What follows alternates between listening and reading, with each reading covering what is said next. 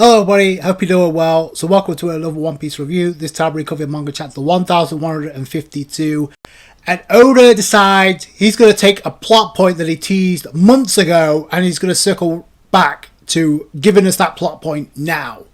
It's good we're getting a flashback with King Harold and Loki and filling the void of what the hell happened, even though I think deep down we kind of have some of the answers. I mean, context is important, so it's good that we're getting that.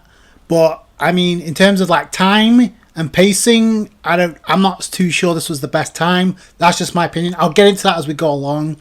But there's a lot of hockey discussion in this chapter. We start off the chapter with Yamato, with the Yamato cover story. And again, Oda's continuing on. And we see that Tama made a Amigasa hat for Kawamatsu, the daimyo of Hakumai. So that's pretty cool. But I love how you got Page 1 and most importantly Ulti in the background being super casual. Like Ulti and Kawamatsu are like being super casual, like there's nothing being called out here, which kind of gets me to think about something else. I'm going to circle back to Yamato because there was a tease about Loki joining the Strawhats. I'll get into that because I know a lot of people are excited, but for now we got the adventures of Yamato, and I like how you got a few Kunoichi eyeing up Yamato. So shout out to Pride Month, I guess. So we start off the chapter and we get a showcase of Conqueror's Haki because we see it in plain view before we cut to the realm of the dead. So Oda's displaying again that whatever's happening with Emu above is some serious shit. And he's describing it as abnormal Haki. So there's a lot of Haki discussion in this chapter. So the new giant warrior pirates are trying to board a boat that is a lift to take them above to the sun realm. And then we get Chopper saying he's going to stay behind to patch up Yasan, aka Scarpa Gaban, because he's too wounded to do anything right now. Translation, we won't be seeing Scarpa again in this entire fight because obviously he has the weapon to actually do damage to the Holy Knights. So plot purposes, he's going to be out of commission. And Chopper looks like he's going to be missing the action unless, like I said, he joins in the fray before the final fight. I don't know. But, I mean, if you're hoping for Chopper to get some shine, I guess the last two chapters were pretty much it. And I said this in my last review. The only reason Chopper got any shine was because of what went down involving the promotion for live action season 2. And since Chopper was heavily involved in that. It sucks, but that's just the way it is. And it's not just Chopper that's going to suffer from this. But then we got Scarpa kind of warning Luffy, hey, be mindful of how you use Conqueror's Haki. And I'm like, yeah, okay. Has Scarpa seen Luffy in Gear 5 in action yet? Because I know he teased it just to hype up Scarpa, but I'm pretty sure Luffy's got Conqueror's Haki on lock, especially Advanced Conqueror's Haki. Now, there is a scene in the previous chapter that a lot of people went after and actually highlighted, even though I didn't think it was too much of a big deal at this point. It could be, but apparently when Chopper was falling down, Luffy, even though he was asking how he knew this, he said, oh, he hears Chopper, Chopper's falling down. And he's like, how did I know this? And a lot of people seem to think it's kind of like a new ability. I don't think so. Luffy does not need an upgrade out of all the Straw Hats. Because if he did, Oda wouldn't be having Luffy kind of miss out on things as we stand right now. Especially with Loki there. So I don't think Luffy needs an upgrade. It's the others that need an upgrade. With this talk about Haki from Scarpa, Loki says, I wasn't able to put it into words, but I'm the only one that faced off against those two Holy Knights. I know I can beat them. Two things, and here's one of the problems. One, that's great because Loki's going to be unrestrained.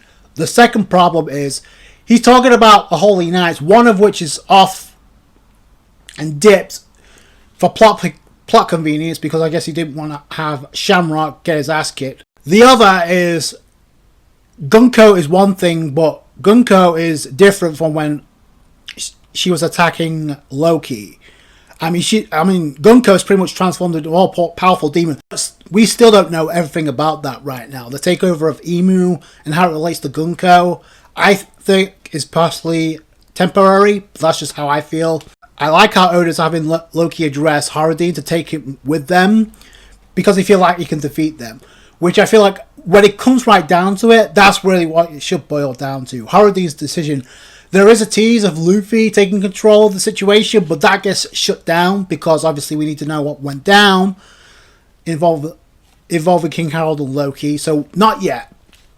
So King and Haradene is like, no, I'm not taking you with us because of what went down. Then Scarpa flips this discussion about Conqueror's Haki and he switches over to, oh, there's another user in your crew that can use Conqueror's Haki. Now, this is interesting for a couple of reasons. One, Sanji's on the assumption that Scarpa's talking about him, when in reality we know he's talking about Zoro. Because you see Zoro in the background say absolutely nothing. Sanji seems more excited, and this is the first time Sanji's actually kind of acknowledged the fact, hey, is it possible that I could have Conqueror's Haki? I don't believe Sanji's ever said anything like that or asked anything about that. So, I'll get to that in a second.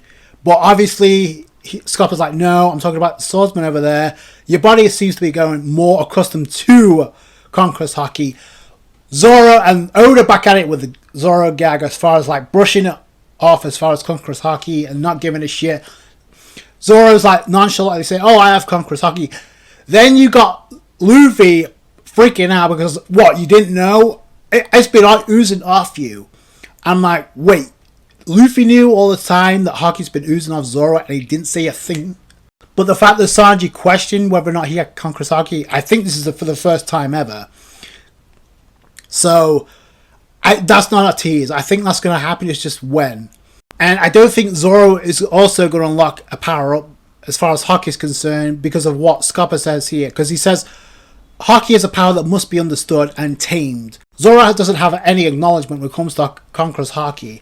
And then, oh man, just when you thought Oda was going to have Zoro hyped up, oh, I've been getting a power-up, then Scarpa says, your captain is one of the 4 emperors. You should be more meticulous if you intend to have his back.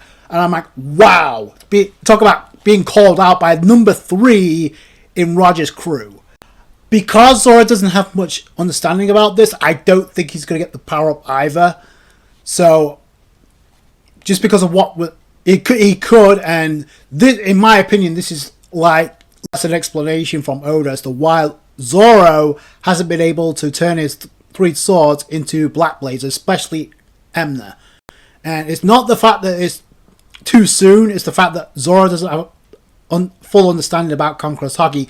I mean, every single time Oda kind of teases something with it, we've seen Zoro use it. A third time, if you want to count with what happened when Zoro took down Scratch Manitou before then, but 2 times on Wano in the War of Onigashima was very clear cut and very direct from Oda.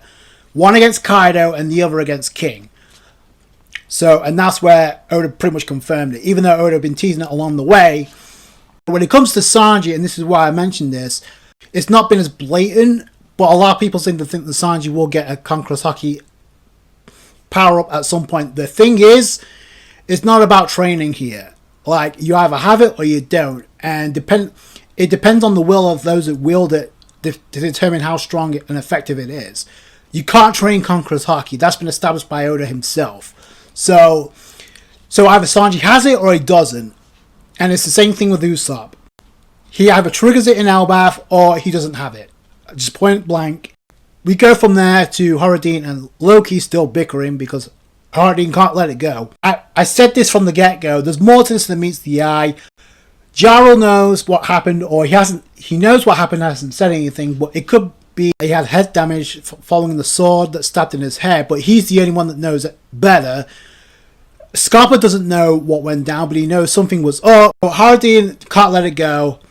Luffy then picks up the mantle and says, you know what, Loki, join my crew. Haradene can't complain if I free him, right? That's not how it works, especially with Sanji and Zoro's like, no, we can't have that. But Luffy's reasoning, and this is why I don't think he's joining the crew, Luffy's reasoning is Elbaf doesn't want him, but he seems okay to me. It circles back to what Luffy said about, oh, Loki, he's a nice guy. And that obviously went a long way.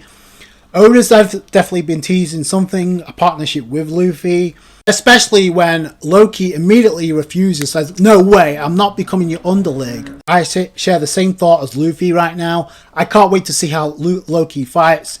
I'm like, I'm over this. I want to see him cut loose. But obviously, we have to wait a bit longer because obviously we need the backstory. So that's why we need to wait a little bit longer. The new Giant Warrior Pirates, they're on their way up. They're trying to call for Horodine. But then Horodine actually kind of rejects Luffy's offer. Because remember, Horodine is also a member of the Grand Fleet. So he's like disobeying his captain right now. So it's like, no, I can't accept this because he's a condemned criminal in Elbaf. I can't hand him over to you. And Scarpa's like, yo, Horodine, shut up. Just release him. And then Horodine kind of tries to refute that by saying, hey, this guy 14 years ago, Loki, murdered 113 guards from Orst Castle. And then he left Jarl for dead.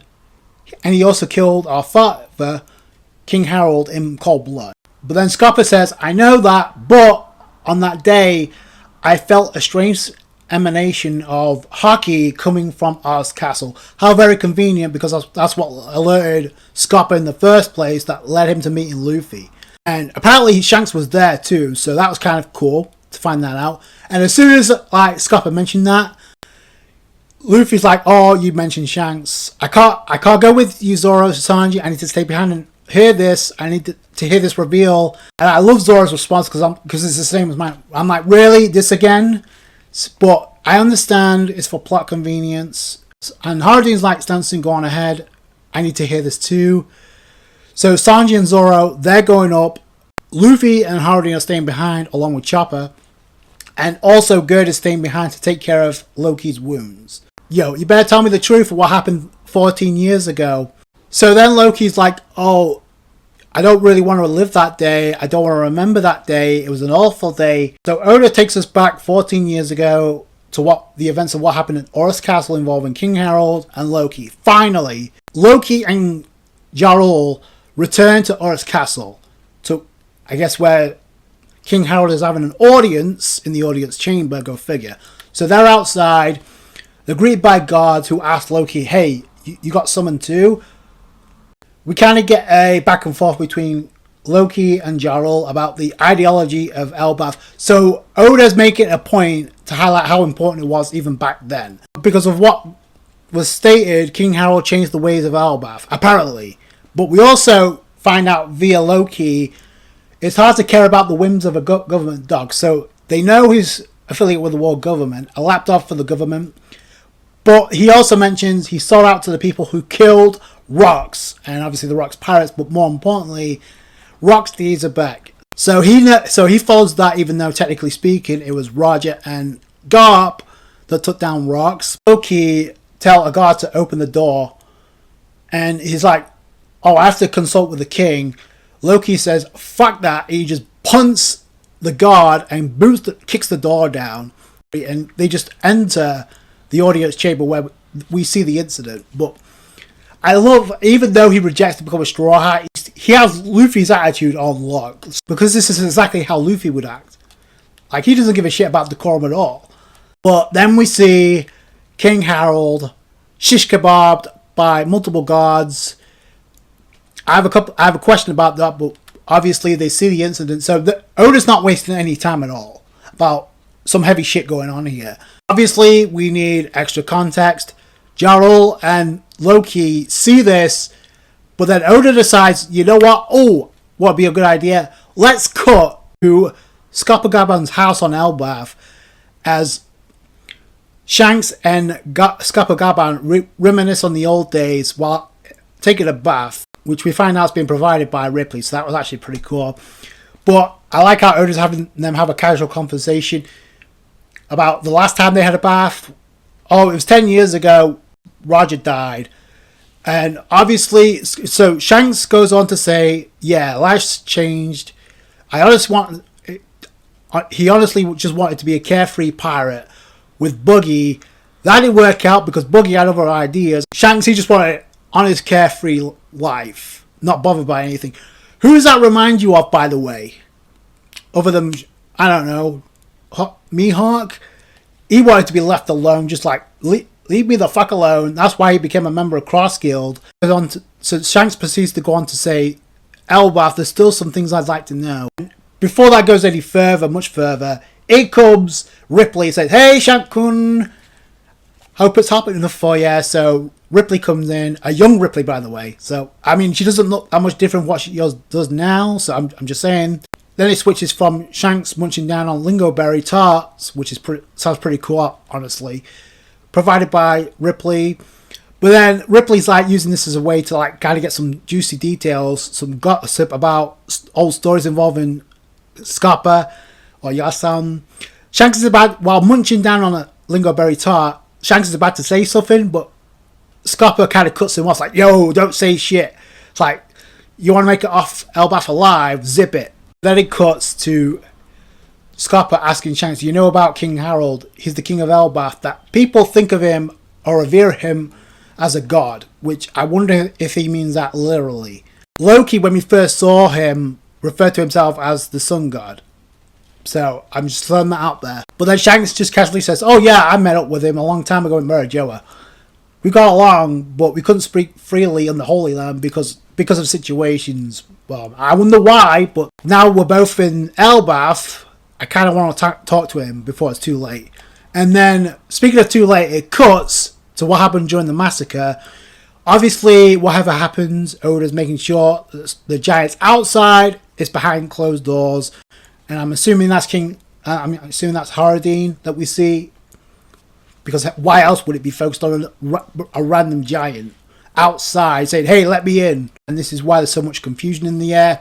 We see King Jarl stabbed through their head with the sword. More insight as to, it's not a whole lot, but we get the chest, and that's the chest that houses the forbidden devil fruit that we know Loki ends up having or consuming for himself. Now we see a silhouette, but we don't really know who that is. It could be King Harold, because we see when he's being shish kebabbed by the guards, he's also in silhouette, and I'm like, why? Because it's not a big secret of what King Harold looks like. We've seen what he looks like. We've seen the portrait of when he took his horns off his head, or ripped the horns off his head, and we've seen him in his youth at the end of this chapter, so it's not really that much of a surprise, unless that silhouette's indicating somebody else. It could be Loki. He ends up with the devil fruit. There's context missing, and instead of getting that context, Oda decides, "Oh, we're going to go back even further into the past of King Harold, from when he was a rebel, leading the giant warrior pirates." We see a young Dorian Brogy, which is pretty cool. But Oda is making a point with the narration here and the caption. If you asked anyone the scariest thing on the sea, the answer should be always the same. Obviously, they're hyping up the giant warrior pirates as being the ultimate threat along the seas from a century and almost a decade ago. So this takes place 109 years ago, not during the Void Century, by the way. Unless Toki Yamatsuki and the Toki Toki no Mi plays a role in this, then I don't see how this involves the Void Century 800 years ago. But that's one thing to keep in mind here. So we're going to get a reveal about the government, I'm sure. We may get hints about the Void Century. Now, what's interesting about this, we see King Harold leading this crew to a random island. Now, it looks like it cuts here and there and everywhere, so it's kind of hard to say. Plus, you got King Harold acting like a complete perv. It's like, "Oh, I hear you have a beautiful princess. Let's have a peek." So, yeah. Oda continues, like, hopping on the point, like, because of how things were in that era, he was one of the reasons for that reputation. So King Harold was the reason they got a bad reputation for being a savage country. And we see that on plain view, because not only is he kicking out random subjects from this princess and I guess the king, Elbaf it looks like, because we see King Harold, Oda describes he's the worst of the worst. And this is where King Harold's reign began at 45 years old. Kind of seems like a reign of terror if you ask me. And he's like, "Tell me who your god is." Finishes off with the caption, he was pretty much pure scum. So that was a great way to hype up King Harold in his youth. I'm not gonna lie, the panel where we see him kicking one of his subjects into a castle, it did kind of like give me Kaido hybrid form vibes, just because of I guess his outfit. But here's the thing. And I know a lot of people are begging for like some sort of connection involving King Harold and Kaido. Me personally, I don't really give a shit at this point. I'm kind of over it. If there is going to be some type of reveal, it's now or never, because Oda's apparently going to dive into the life of King Harold. I don't see this flashback going longer than 3 chapters, just because of the way that Oda set off the...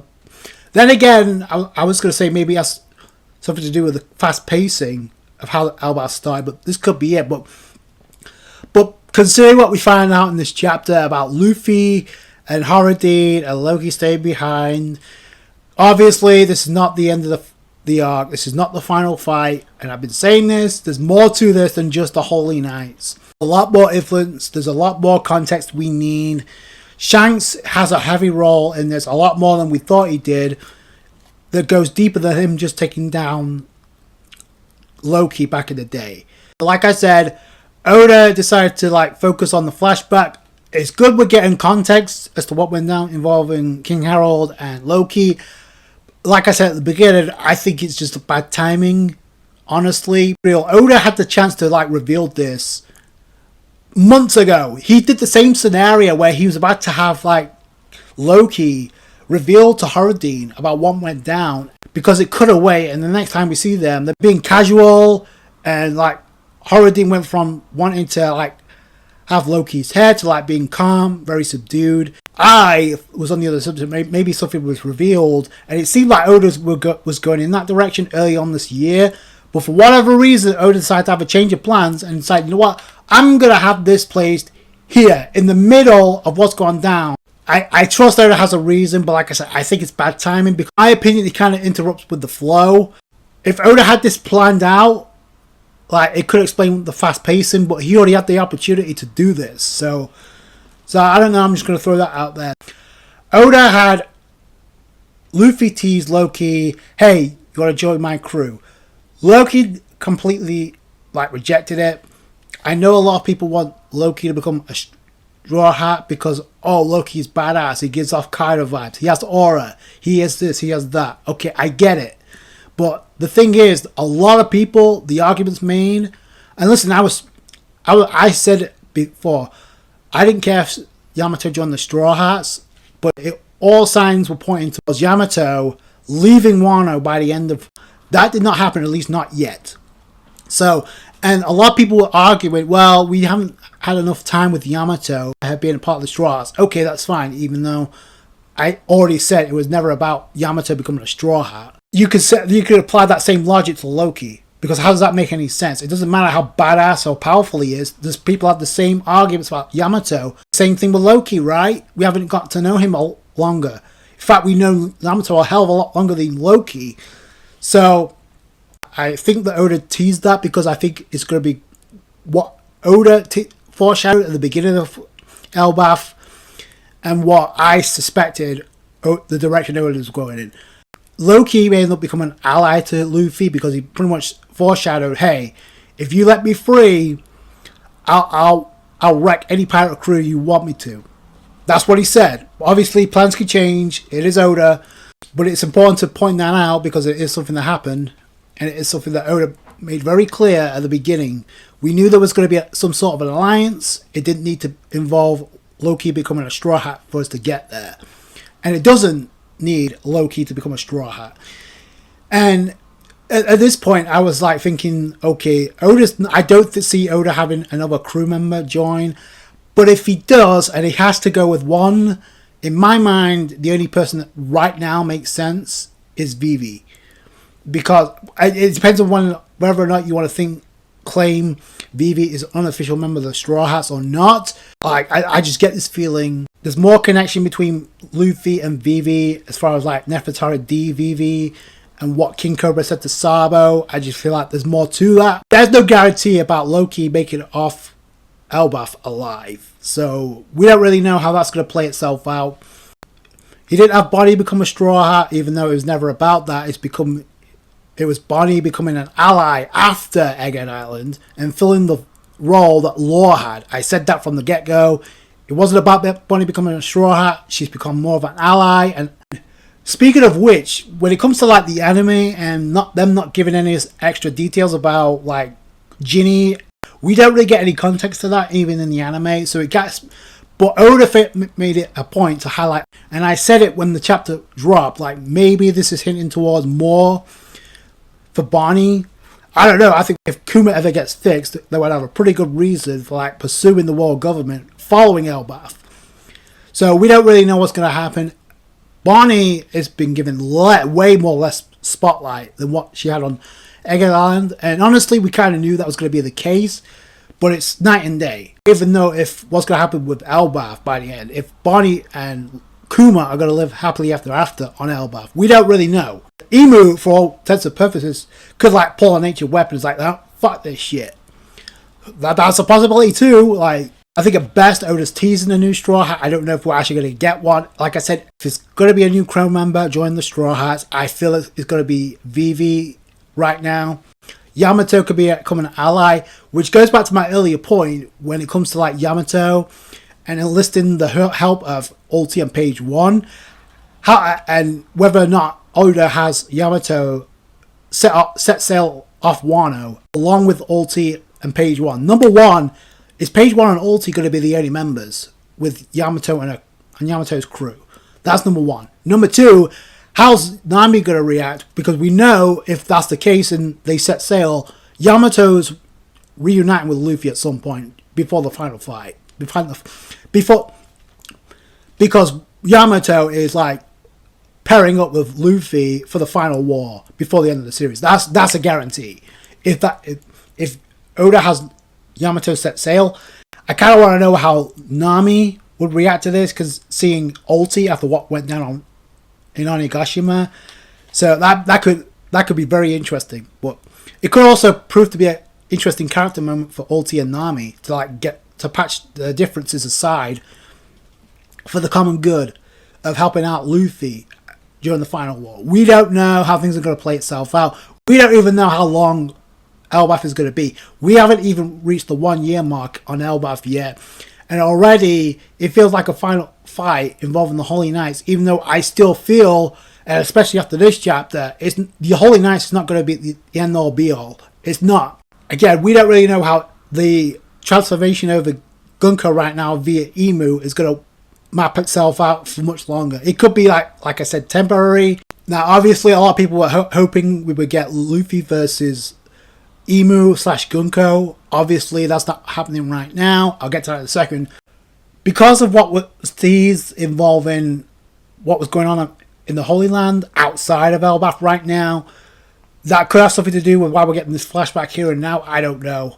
But it does seem strange that Oda looked like he was going to tease, giving us context as to what was going down, but then he cut away.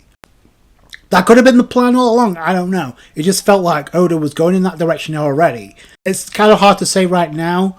Like I said, you got things going on outside of Elbaf, so unless Oda has it all tie itself together with a lot of these parties outside of Elbaf come into Elbaf to like connect everything that's going on, I don't see Oda going back and forth off Elbaf, back on Elbaf to like highlight what's going on with other crew members. Like we got something we got visuals released of Cross Guild, we got the Revolutionary Army, we even got members of Sword being revealed via visuals. So that wasn't done for random purposes. That was circulating on the internet for a reason. That has to have a tie-in with Elbaf, otherwise, like I said, Oda's going to circle back and forth. Considering how Oda started this arc, I don't know if that's the direction Oda wants to go in himself. So I'm just throwing that out there. Get back to what I said about Luffy and Emu, and potentially whether or not we actually get the fight or not. Like I said, it could be a temporary takeover as far as Gunko is concerned. We don't know.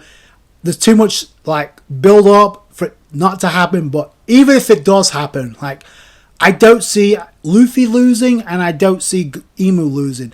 Luffy, outside of Zoro, Luffy is Oda's favorite character. But even Oda had Zoro called out in this chapter by Scopper. Something I don't see him having Luffy lose as a Yonko especially on Elbaf, even if he's on Gear 5th.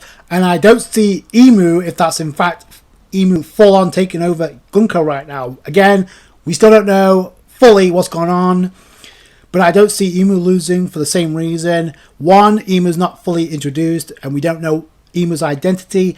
2, Imu's not losing before the final arc. So there's either going to be interference where Gunko like takes over and we get Gunko versus Luffy, or something else is going to happen where Gunko sets the Straw Hats free. And the reason I say that is because unless Gunko frees Nami's group, the only Straw Hat that may be able to do something that's not named Sanji or Zoro is Robin, because it looked like Oda was having Robin try to do something, which I liked. I appreciate back then. Like I said, Luffy does not need it. Quite frankly, Zoro does not need it right now. When it comes to like Usopp, that's the question mark. It's either going to happen on Elbaf or it's not going to happen at all.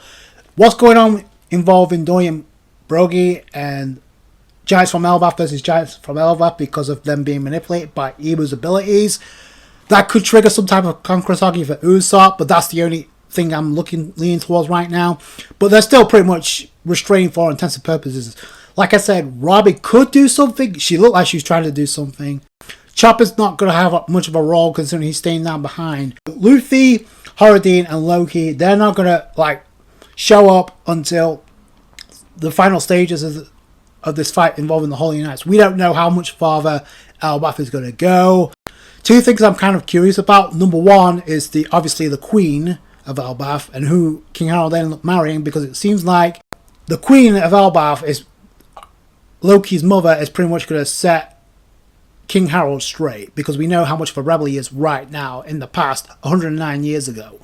So obviously that's going to change. He's going to change his ideology. And then we also have to have Mosa introduced, the person that was getting in contact with Loki that we heard from in the previous chapter, that seems to be a very big influence on Loki.